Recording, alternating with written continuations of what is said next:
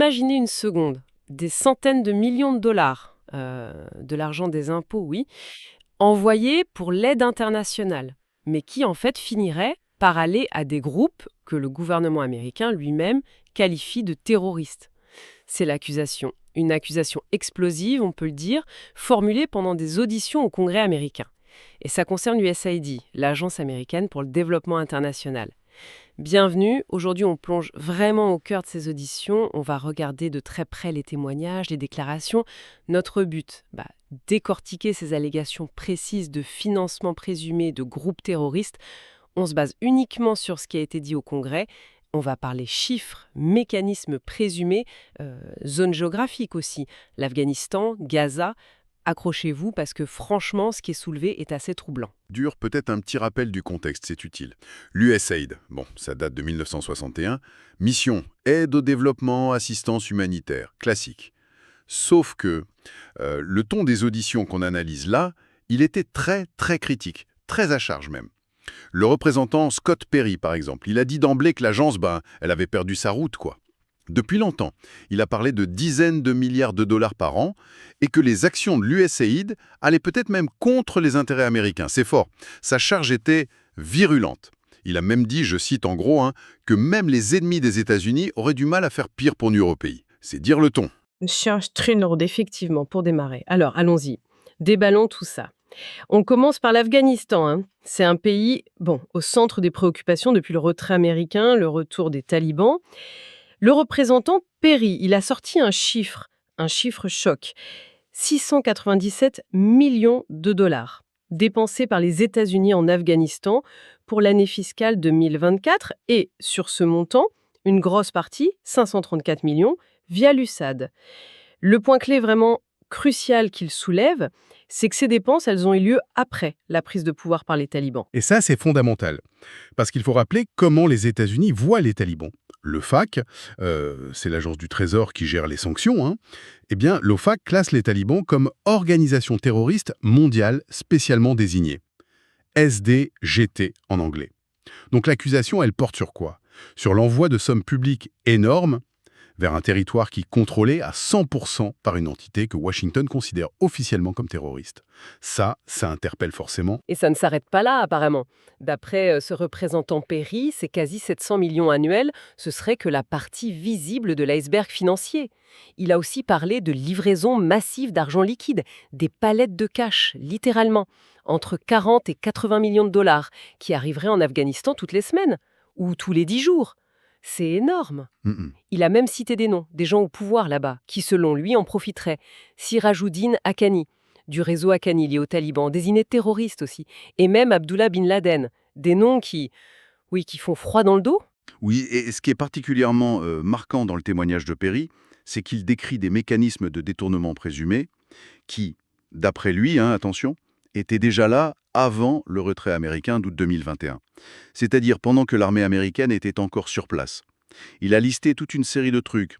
Menaces sur le personnel des ONG, les talibans qui s'attribuent le mérite de l'aide, ils interfèrent dans la distribution pour leurs partisans, ils mettent des taxes sur les bénéficiaires, sur la livraison, ils volent la nourriture, le matériel, détournement de fonds pour leurs combattants, extorsion des gens sous prétexte de protection, faux marché public pour récupérer l'argent, et puis bien sûr menaces contre ceux qui oseraient parler. L'argument de fond, c'est ces problèmes, on les connaissait. Ça fait longtemps qu'ils sont documentés. D'accord. Donc, si je comprends bien l'argument, non seulement l'argent continuerait d'arriver sous les talibans, mais en plus, les méthodes pour le détourner, elles étaient déjà bien en place avant. Perry a aussi émis de gros doutes sur l'efficacité de certains programmes spécifiques financés par l'USAID, notamment ceux pour les femmes afghanes. Il a cité 60 millions de dollars pour des bourses d'études pour les femmes et 5 millions pour un programme Young Women Lead. Son argument, il s'appuie sur un rapport de l'inspecteur général pour l'Afghanistan, le SIGAR. Il dit « cet argent, il ne peut pas arriver à destination ». Tout simplement, parce que les talibans, d'après ce rapport, interdisent aux femmes de parler en public. Donc, leur participation à ces programmes est hyper limitée. Et sa conclusion, dite très crûment pendant l'audition, c'était « vous financez le terrorisme ». Point. Et cette allégation sur l'ampleur de l'argent qui irait en Afghanistan sous les talibans, elle a été, disons, corroborée par un autre témoin, un certain monsieur Roman. Le représentant Tim Burchett lui a posé la question directement sur ses livraisons de cash. Et M. Roman a confirmé. Il a dit être au courant de l'envoi de sommes considérables. Il a même donné un chiffre, environ 40 millions de dollars par semaine, aux talibans. Ça semble aller dans le même sens que les montants évoqués par Perry, oui. C'est un tableau assez noir pour l'Afghanistan, si on écoute ces témoignages. Mais les accusations, elles ne s'arrêtent pas là. Un autre point chaud des auditions, c'était Gaza. Surtout après les attaques du 7 octobre par le Hamas. Et là aussi, un chiffre énorme a été balancé. 2,1 milliards de dollars, argent des contribuables américains, envoyés à Gaza depuis cette date. Alors pour Gaza, le mécanisme présumé, selon M. Romain, pour expliquer comment l'aide aurait pu aider le Hamas, il est un peu différent de l'Afghanistan.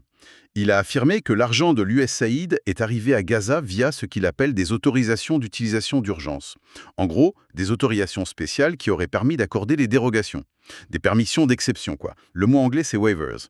Et ces dérogations, eh bien, elles auraient court-circuité les contrôles normaux. Le fameux screening, le vetting. Normalement, on vérifie que les bénéficiaires finaux ne sont pas sur la liste noire. Terroristes, sanctions, OFAC, département d'État, Trésor. Attends, si je saisis bien l'accusation, l'urgence humanitaire aurait servi de prétexte, en quelque sorte, pour suspendre les garde-fous habituels, ceux qui sont censés empêcher l'aide d'aller aux mauvaises personnes. C'est exactement ça, l'allégation de M. Roman. Selon lui, ce contournement des vérifications normales, justifié par l'urgence, aurait eu des conséquences catastrophiques. Il a avancé une estimation choc.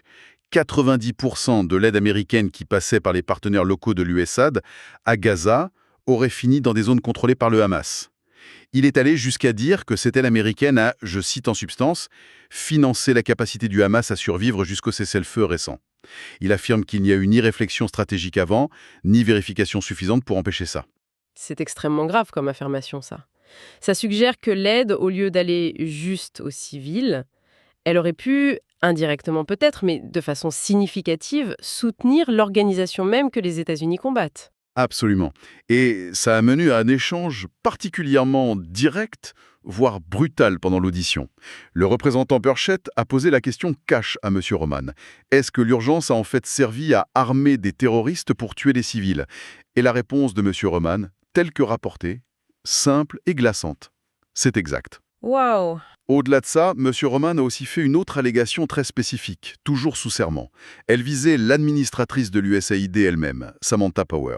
Il a affirmé qu'elle aurait une intention, je cite prudemment, d'empêcher Israël de se défendre. C'est une accusation très personnelle, faite dans un cadre très officiel. Et les inquiétudes soulevées, elles ne se limitent pas à l'Afghanistan et Gaza.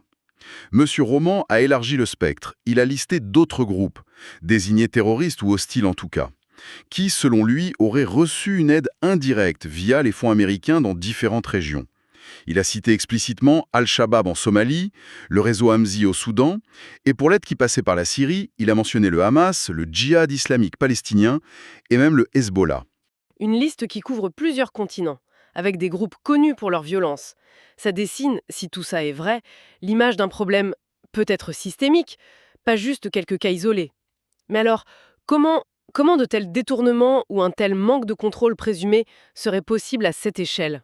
Les témoignages ont aussi essayé d'expliquer ça en pointant des failles potentielles dans le système même de l'aide américaine. Tout à fait.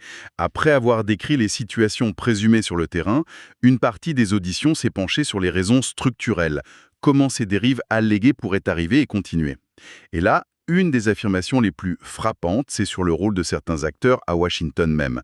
M. Roman a déclaré que des ONG internationales et même certaines agences de l'ONU, des entités qui sont souvent partenaires ou bénéficiaires de l'aide américaine, eh bien, elles feraient activement du lobbying auprès des décideurs américains contre les politiques de vérification et de contrôle, ce fameux vetting, screening, celles qui sont justement là pour empêcher que l'aide soit détournée par des groupes terroristes. Attendez, si je comprends bien l'accusation, ça voudrait dire que des organisations qui reçoivent l'argent du contribuable américain utiliseraient une partie de leur influence pour affaiblir les contrôles sur ce même argent. Oui. C'est assez troublant comme idée. C'est précisément l'accusation. Et elle va même plus loin, avec l'allégation que l'USAID financerait même indirectement son propre lobby externe. Un témoin a donné l'exemple d'Interaction. C'est la plus grande coalition d'ONG américaines qui travaille à l'international. Il a été noté d'ailleurs qu'un des autres témoins présents avait travaillé pour Interaction. L'accusation, c'est une sorte de boucle qui s'auto-alimente. L'argent public finance l'USAID finance ensuite des groupes de pression comme Interaction, via des subventions des contrats, j'imagine, et ces groupes font ensuite du lobbying au Congrès. Pourquoi? Pour avoir plus de fonds pour l'USAID et potentiellement pour réduire les contraintes de contrôle. C'est complexe comme dynamique. Le représentant Burtchech a essayé de résumer ça de façon assez crue. Il a demandé à Monsieur Roman, donc les contribuables financent ce lobbyiste qui travaille contre les intérêts américains, tuant potentiellement nos alliés et des Américains. Et Monsieur Roman aurait confirmé cette interprétation. L'image donnée, c'est celle d'un système où l'argent public pourrait financer un lobbying qui irait contre la sécurité nationale du pays même qu'il fournit. Une autre faille systémique présumée évoquée, ça concerne un changement de réglementation. Un témoin, M. Primack Burchett, a corrigé son nom pendant l'échange, a affirmé qu'une règle mise en place sous l'administration précédente. Cette règle exigeait une vérification systématique des noms de tous les bénéficiaires finaux dans les zones à risque terroriste, en comparant avec des bases de données de renseignement. Et selon ce M. Primack, cette règle, qui visait donc à renforcer les contrôles au niveau individuel, eh bien, elle aurait été annulée par l'administration Biden. Ah oui. Si c'est exact, ça suggérerait une baisse délibérée du niveau de contrôle décidé politiquement. Les témoignages ont précisé qui aurait pris cette décision ou pourquoi? Alors, les extraits qu'on a, ils ne donnent pas ce niveau de détail sur le processus précis derrière cette annulation présumée. Mais l'allégation elle-même, elle pointe vers une possible volonté politique de réduire les contraintes de vérification, peut-être pour aller plus vite, faciliter la distribution de l'aide, mais avec les risques que ça comporte, selon les critiques qui se sont exprimées là.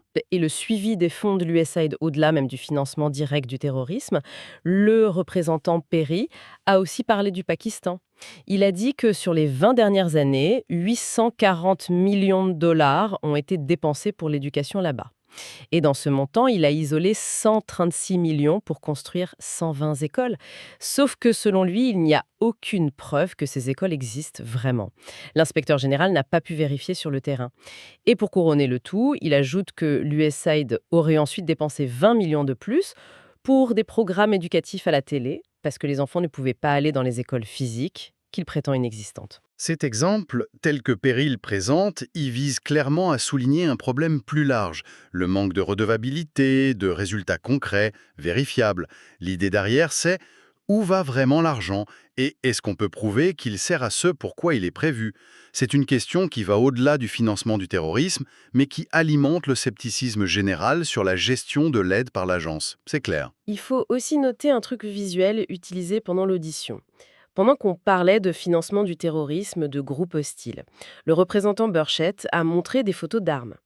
Des kalachnikovs, des SKS, des fusils de sniper, des mines antipersonnelles.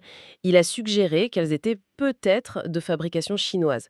Bon, il faut être précise, aucun lien direct n'a été fait dans les extraits qu'on a entre ces armes et l'aide de l'USAID, mais montrer ces images dans ce contexte, ça visait clairement à renforcer l'inquiétude, à souligner la réalité de l'armement des groupes combattus par les USA, en toile de fond des discussions sur les détournements possibles. Exactement. Si on fait la synthèse de ce qui ressort de ces auditions, telles que rapportées dans nos sources, le cœur des accusations est extrêmement grave. Vraiment. C'est l'allégation répétée que des sommes énormes de l'aide internationale américaine, gérée en grande partie par l'USAID, finiraient, directement ou indirectement, dans les mains d'organisations que les États-Unis ont officiellement désignées comme terroristes. Les exemples les plus cités... Taliban en Afghanistan, Hamas à Gaza. Mais la liste potentielle est plus longue. Al-Shabaab en Somalie, Hezbollah via la Syrie. Et les mécanismes présumés pour expliquer ça. Ils sont variés à plusieurs niveaux.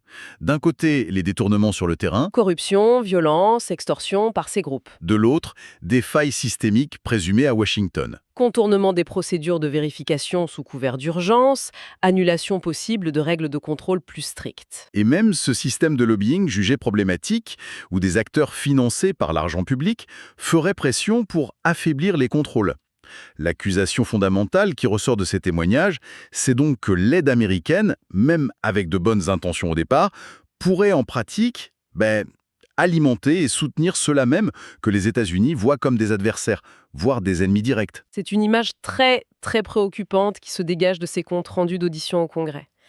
Face à la précision de certains chiffres, à la gravité des mécanismes décrits, aux accusations directes portées par des élus, des témoins sous serment, une question fondamentale reste en suspens. Basée strictement sur ce qu'on vient d'explorer, comment est-ce possible de garantir la traçabilité, l'intégrité de l'aide internationale, surtout quand elle va dans des endroits aussi complexes, instables, dangereux que l'Afghanistan ou Gaza? Comment être sûr qu'elle arrive bien aux populations civiles qui en ont besoin, sans renforcer, involontairement, par des failles ou des détournements, des acteurs jugés hostiles? C'est une interrogation majeure qui demeure après l'analyse de ces témoignages très critiques.